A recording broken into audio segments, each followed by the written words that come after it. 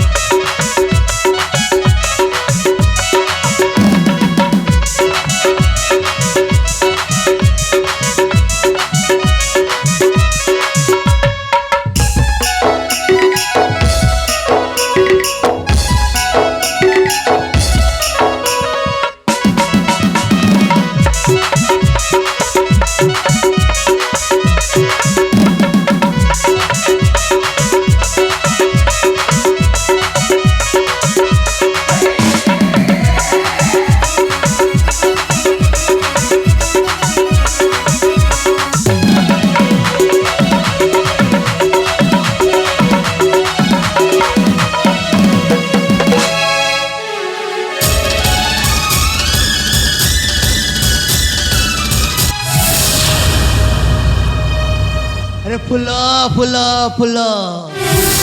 तो लगी एली हुई पागल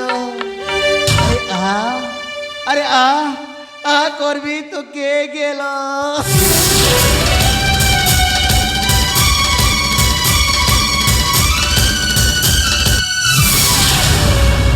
अरे डबरू ती पागल हेलु कहता